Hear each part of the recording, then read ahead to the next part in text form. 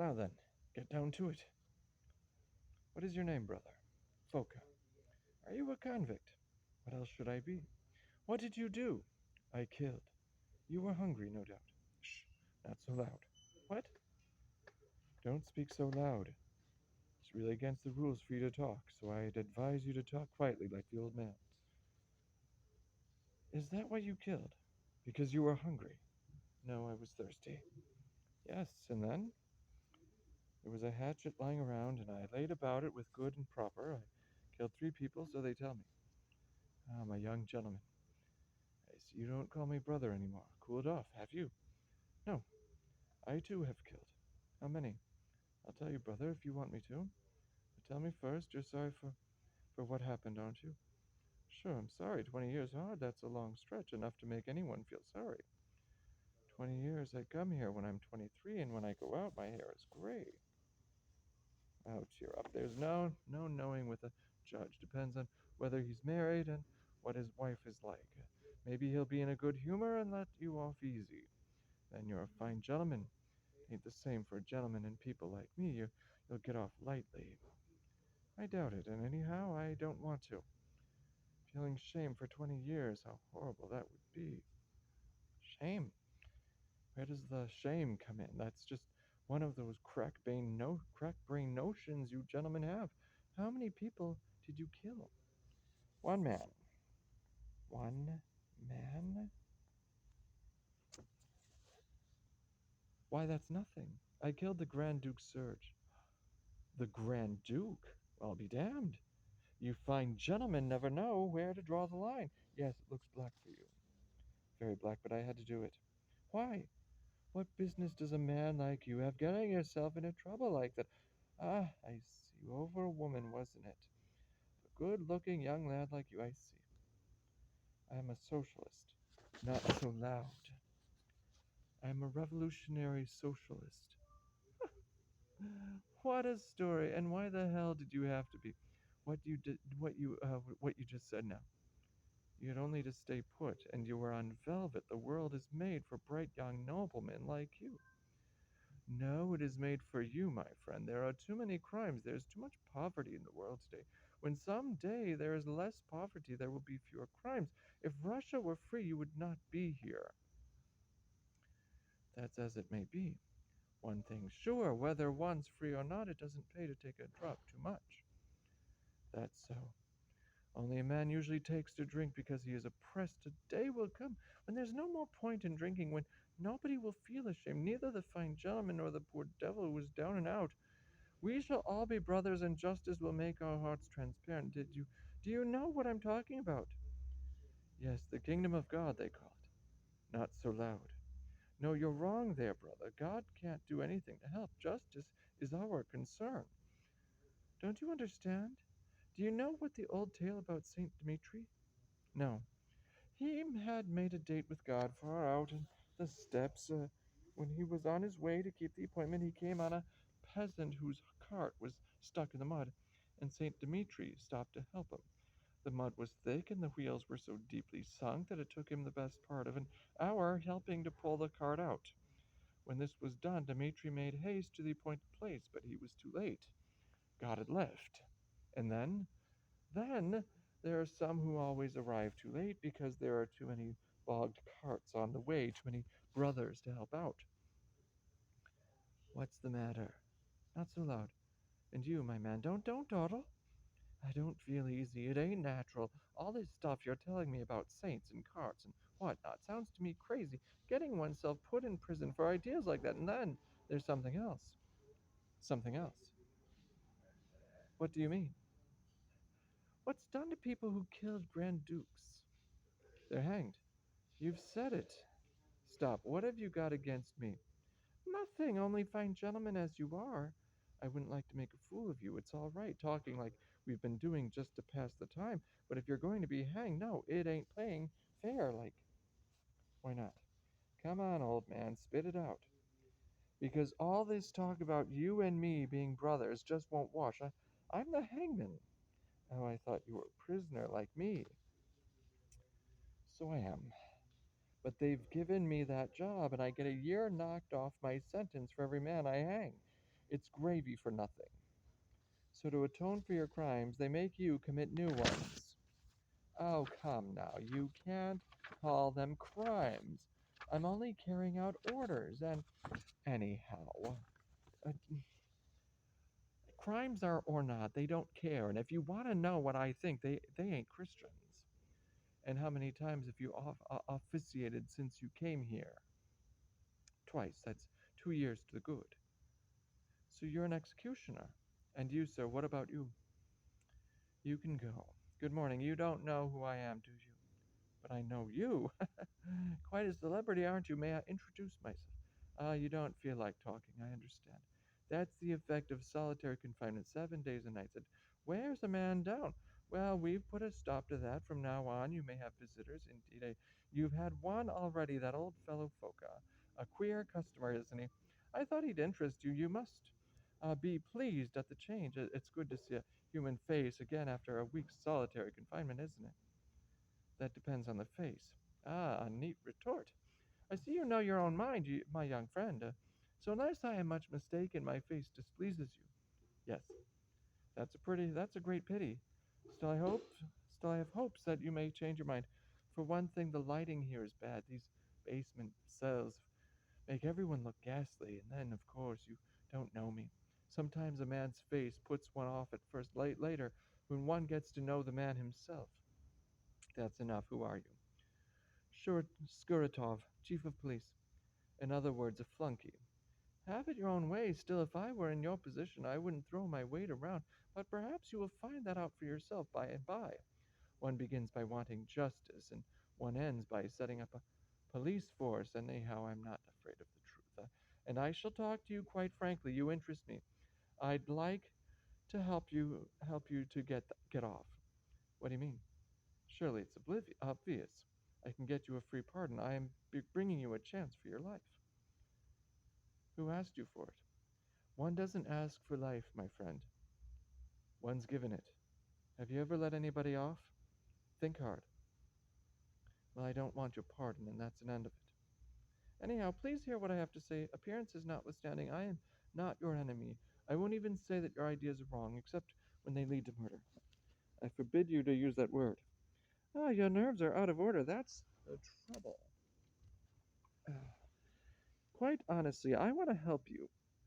To help me, I am ready to pay the price of what I've done, but I refuse to tolerate this familiarity on your part. Leave me in peace. The accusation you have to face. That's incorrect. I beg your pardon? Accusation is not the word. I am a prisoner of war, not an accused person. Put it that way if you prefer. Still, there's been damage done, you must admit.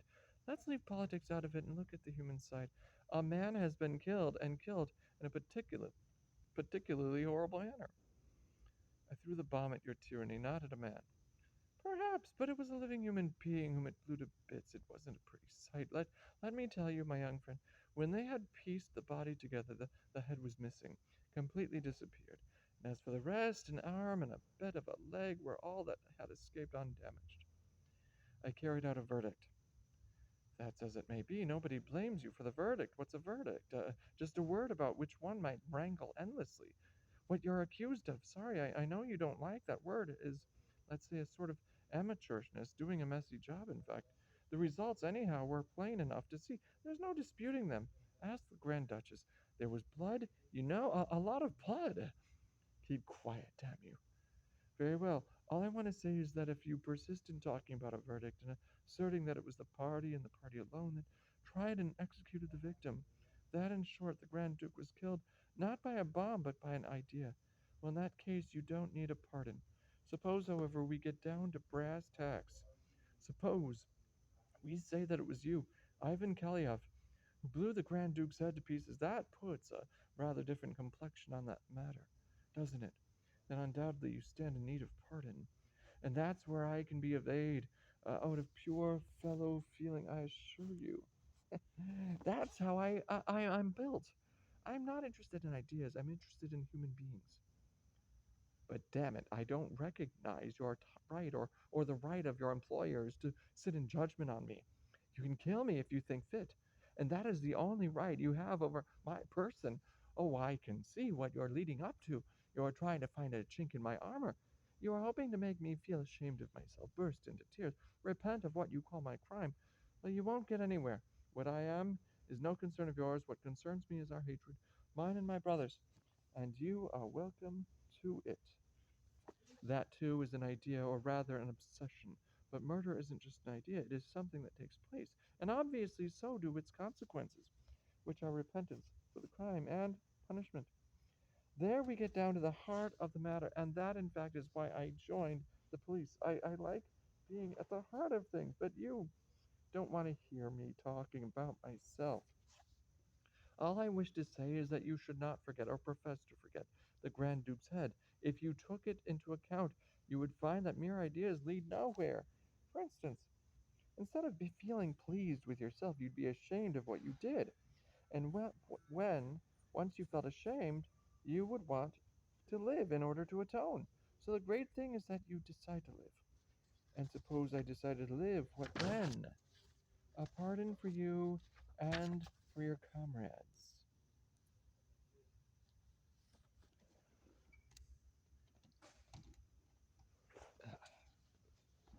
Have you arrested them? No. As a matter of fact, we haven't. But if you decide to live, we shall arrest them.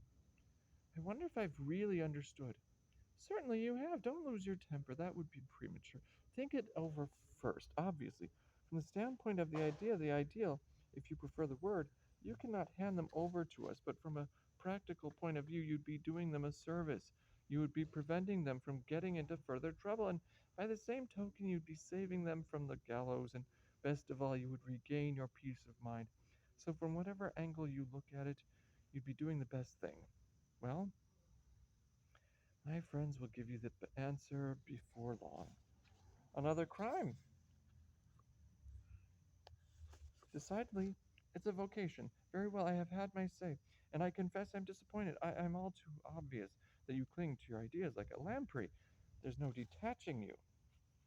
You cannot detach me from my brothers. Au revoir. Why then do you spare the Grand Duchess and her nephews? Who told you about that? Your informer. He was informing us as well up to a point, but I ask you, why did you spare them? That's no concern of yours. Oh, come now. Well, I'll tell you why. An ideal can murder a Grand Duke, but it balks at murdering children. That was the discovery you made that day. But let's carry it a stage further. If an ideal balks at murdering children, is one justified in murdering a Grand Duke on its behalf? No, don't answer me. It's not I who am concerned in this. You will give your answer to the Grand Duchess. The Grand Duchess? Yes, she wants to see you, and my chief reason for coming here was to make sure that this was feasible. It is. It may even make you change your mind, but the Grand Duchess is a very Christian lady. Indeed, one might say she makes a hobby of the soul. I refuse to see her. I'm sorry, but she will not take no for an answer, and after all, you owe her some consideration. What's more, it seems that since her husband's death, she has become, how shall I put it, mentally unbalanced. So we thought it better not to oppose her wishes. If you change your mind, don't forget my proposal. I shall be seeing you again. Here she comes. You certainly can't complain of being neglected, but it all hangs together. Imagine God without prisons. One would be lost without the other. What do you want? Look, many things die with a man. I knew it. No, murderers do not know that. If they did, how could they bring themselves to kill? I have seen you. Now I wish to be alone. No, I too must look at you. I can't remain alone any longer. In the old days when I was sad, he used to share my sorrow, and I did not mind suffering. But then, no, I cannot bear being alone and keeping silent any longer. But to whom am I to speak? The others do not know. They pretend to be distressed, and perhaps they really are for an hour or two. Then they go off to eat or to sleep, or to sleep especially. Somehow I left felt you must be like me. You too don't sleep, I am sure. And to whom could I speak of the crime except to the murderer? What crime? All I remember is an act of justice. The same voice. You have exactly the same voice as his, but I suppose all men use the same tone when they speak of justice. He used to say that is just, and nobody had a right to question it. And yet perhaps he was mistaken. Perhaps you too are mistaken. He was an incarnation of that supreme injustice under which Russia has been groaning for centuries untold. In return for this, he was given privileges, rewards, and honors. But as for me, even if I am mistaken, my wages are imprisonment and death. Yes, you are suffering, but he is dead. You killed him. He died suddenly, unaware. A death like that is nothing. Nothing. That's true. They took you away immediately. I'm told that you made speeches while the police officers were surrounding you. I understand. That must have helped you, but it was different for me. I came some minutes later and I saw. I put on a beer, all that I could collect. What quantities of blood? I was wearing a white dress. Keep silent. Why? I'm telling the truth, only the truth. Do you know what he was doing 2 hours before he died? He was sleeping in an armchair with his feet propped up on another chair, as he often did. He was sleeping, and you were waiting for him in the cruel twilight. Oh, help me now, please help me. You are young. Surely you can't be wicked. I have never had time to be young. Oh, why are you so hard, so callous? Do you never feel pity for yourself? No, you're wrong. It consoles. Yes, that's my last miserable consolation, pity for myself. But it doesn't stop my suffering. Ah, you should have killed me with him instead of sparing me. It was not you I spared, but the children you had with you. I know. I didn't like them much. They were the Grand Duke's niece and nephew. Weren't they guilty? Weren't they guilty like their uncle? No. How can you be so sure? My niece is a heartless little girl. When she is told to give something to poor people, she refuses. She won't go near them. Is not she unjust? Of course she is. But my poor husband was very fond of the peasants. He used to drink with them, and now you've killed him. Surely you too are unjust. The world is empty, cruel as the desert. You're wasting your time. You want to sap my strength and drive me to despair. But you will not succeed. So let me be. Won't you join with me in prayer and repent? Then we should be less lonely. Let me prepare myself to die. If I did not die, it's then I'd be a murderer. To die? You want to die? No, it is your duty to accept being a murderer. Did you not kill him? God alone will justify you. What God? Yours or mine? The God of our holy church. What has the church to do with it? Serves a master who, like you, had experience of prison. The times have changed. Don't forget the church has chosen what it wanted from its master's legacy. I don't follow. The church has kept to itself the exercise of grace and left to us the exercise of charity. Whom do you mean by us? Why, those you hang. I am not your enemy. You are. You are, and so are all your kind. There's something even fouler than being a criminal. It's forcing into a crime a man who's not made for it. Look at me. I swear to you, I wasn't made to be a murderer.